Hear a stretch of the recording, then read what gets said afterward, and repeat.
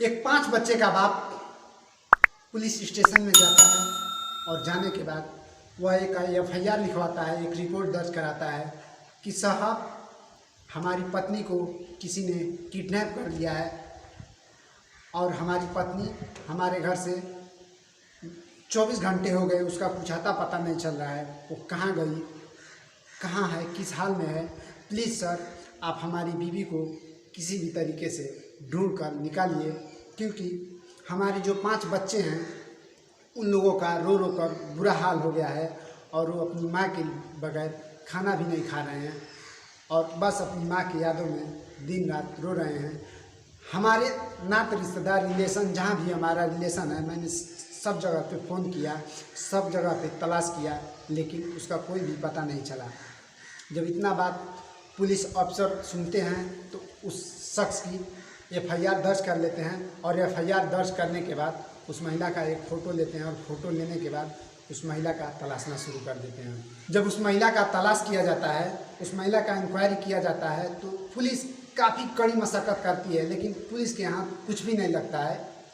अचानक से 3-4 दिन बाद वह महिला उसी पुलिस स्टेशन में आ जाती है। जैसे ही उस महिला को पता चलता है कि हमारे पति ने हमको अपहरण करने का केस दर्ज किए हैं और पुलिस में एफआईआर लिखवाया है, तो वह महिला उसी पुलिस स्टेशन में आकर और जो बयान देती है और जो सच्चाई बोलती है, तो उसके सच्चाई सुनने के बाद पुलिसकर्मी और उसके 4 बच्चे और उसका पति सब लोग हैरान हो जाते हैं कि मेरे पीठ पीछे इतना दिनों से ये साजिश रच रही थी और हमें इसका थोड़ा भी अंदाज़ा नहीं था।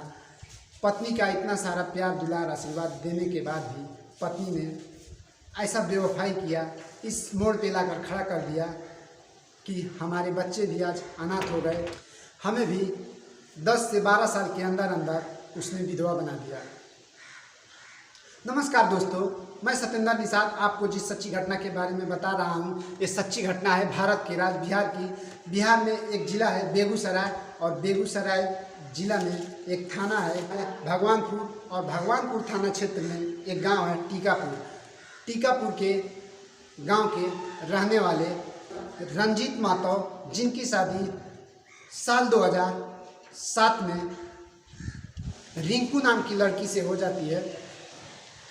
रिंकू और रंजीत अपनी शादीशुदा ज़िंदगी में काफ़ी खुश थे और खुशी खुशी ज़िंदगी बिता रहे थे। 2007 में उनकी शादी होती है। रिंकू के घर वाले और रंजीत के घर वाले दोनों ही इस रिश्ते से काफ़ी खुश थे और खुशी का ज़िंदगी काट रहे थे। रिंकू और रंजीत के शरीर से 12-13 साल के अंदर लगभग 5 बच्चे हैं। 5 बच्चों का देख रेख रंजीत करता है, उनकी हर एक ज़रूरतों को पूरा करता है। साथ में ही वह अपने पत्नी के यानी कि रिंकू की हर ज़रूरत को पूरा करता है।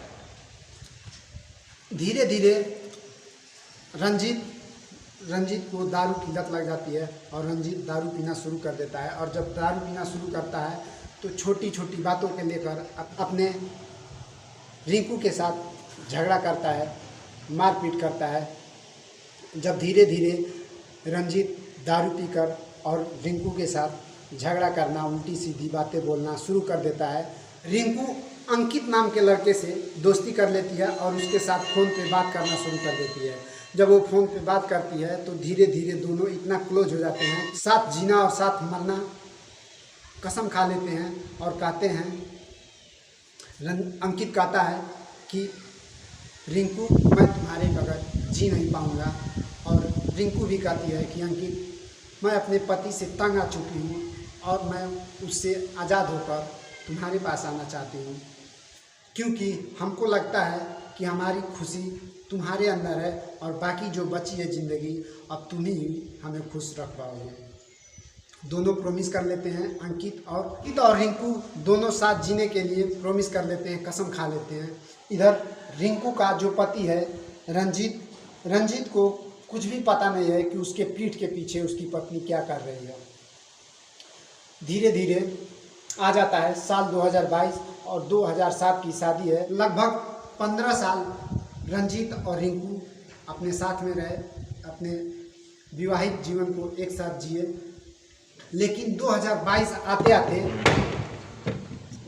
रिंकू अपने प्रेमी अंकित से कहती है कि प्लीज़ यार तुम अपने पास मुझे बुला लो, हमें अपने पति के पास बहुत घुटन हो रही है, मुझे बोर सी महसूस हो रही है। अंकित कहता है कि ठीक है, अगर तुम ये चाहती हो तो आ जाओ। अंकित हरियाणा में काम करता है, अपने प्रेमिका को वह परमिशन दे देता है कि ठीक है तुम वहाँ से आ जाओ, हम तुमसे शादी करेंगे और तुमको अपने साथ रखेंगे। रिंकू जब इतना बात सुनती है तो अपने 5 बच्चे और अपने पति को छोड़कर और हरियाणा चली जाती है। जुलाई में जब वो हरियाणा जाती है तो उसके पति और उसके जो छोटे छोटे बच्चे हैं, नाबालिग बच्चे हैं, सब रोने लगते हैं, बिलखने लगते हैं, चिल्लाने लगते हैं। और रंजीत जो उसका पति है वो अपने नात रिश्तेदार, यहाँ तक कि अपने ससुराल में जहाँ जहाँ उसका रिलेशन है, जहाँ जहाँ उसका आना जाना है, सभी जगह पे फ़ोन करता है और फ़ोन करके पूछता है कि हमारी पत्नी रिंकू तो नहीं है, यहाँ पे आई है। सब लोग यही जवाब देते हैं कि वह तो यहाँ पे बात भी नहीं करती है और वह यहाँ पे आएगी कैसे। उसके बाद से पति हैरान होकर, परेशान होकर अपने पत्नी का फ़ोटो लेकर और भगवानपुर पुलिस स्टेशन में जाता है और वहाँ पे अपना रोते रोते अपने दिल के दर्द को बयां करता है। और वहाँ के पुलिस अधिकारी रंजीत के FIR को लिख लेते हैं। लिखने के बाद काफ़ी कड़ी मशक्क़त करते हैं, उसका तलाशना शुरू करते हैं, उसका छानबीन करते हैं, बहुत मेहनत करते हैं, लेकिन पुलिस के हाथ कुछ भी नहीं लगता है। और जैसे ही रिंकू को पता चलता है, अंकित को पता चलता है कि रंजीत ने अपनी पत्नी का गुमशुदगी में दर्ज कराया है, FIR दर्ज कराया है कि किसी ने हमारी पत्नी को अगवा कर लिया है, किडनैप कर लिया है, तो उसकी पत्नी हरियाणा से वापस भगवानपुर थाने में आती है। भगवानपुर थाने में आने के बाद रिंकू साफ साफ लफ्ज़ों में कहती है कि मैं अपने पति से तंग आकर, मेरा पति दारू पीता है, दारू पीकर झगड़ा करना, डेली उल्टी सीधी बातें करना, मैं अपने पति से तंग आकर और अपने आशिक के साथ चली गई थी, आशिक के पास चली गई थी। तो वहाँ के पुलिस अधिकारी पूछते हैं कि तुम्हारा आशिक कौन है, वो कहाँ रहता है।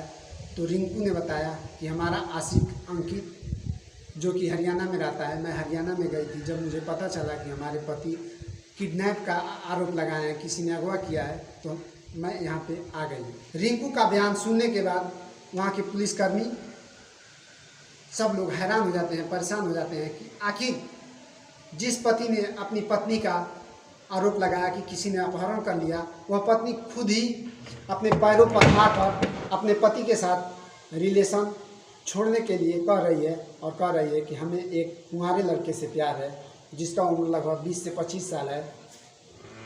फिलहाल वह महिला अपने 5 बच्चों को छोड़कर और अपने पति को छोड़कर और अपने आशिक अंकित के साथ चली गई।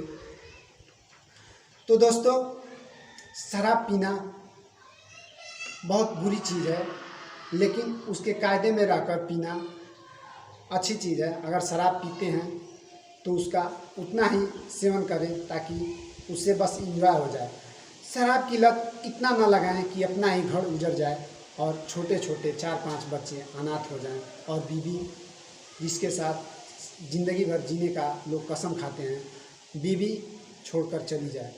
तो दोस्तों, मेरा यह वीडियो के माध्यम से अनुरोध है कि जितने भी लोग ड्रिंक करते हैं थोड़ा सोच समझ के करें, क्योंकि पहले का ज़माना जो था, पहले का जो दौर था, बीवी को मारने के बाद, पीटने के बाद भी बीवी कहीं नहीं जाती थी। अंतिम समय तक हार कर और हर तरह से हारी हुई बीवी अपने ही घर में रहकर सारा दर्द झेल कर अपने घर में रह जाती है। लेकिन आज का जो दौर है, डिजिटल ज़माना है, लोग फ़ोन पे किसी से प्यार कर ले रहे हैं। कोई इंटरनेट सोशल मीडिया के द्वारा जैसे कि फेसबुक, इंस्टाग्राम पे दोस्ती कर ले रहा है। और जब उसको अपने पति को छोड़ना होता है, बच्चे को छोड़ना होता है, तो वो कहती है कि हमारा पति हमें मारता है, उत्पीड़न करता है, इसके लिए मैं तंग आकर अपने आशिक के साथ चली गई। कुछ ना कुछ बहाना उसको मिल जाता है। तो दोस्तों, मेरा वीडियो के माध्यम से आप सभी से अनुरोध है कि अपने परिवार का देखभाल स्वयं करें और जान से भी ज़्यादा अपने इस पति और पत्नी के रिश्ता को बरकरार रखें, ताकि जीवन साथी बार बार नहीं मिलता है, क्योंकि हर एक शख्स को शादी करने का अधिकार इस ज़िंदगी में एक ही बार है। क्योंकि एक बार आप शादी कर लेते हैं तो उसके साथ जीना और उसके साथ मरना का कसम लोग खा लेते हैं। तो दोस्तों, मेरा यह वीडियो बनाने का उद्देश्य किसी के दिल पे ठेस पहुंचाने का नहीं, किसी को तकलीफ देने का नहीं। मेरा यह वीडियो बनाने का उद्देश्य है कि आप जहां भी रहें खुशहाल रहें, अपना और अपने परिवार का ख्याल रखें। मैं फिर मिलूँगा एक सच्ची और दिल दहला देने वाली घटना के साथ। तब तक के लिए मैं आपसे जुदा लेना चाहूँगा। जय हिंद।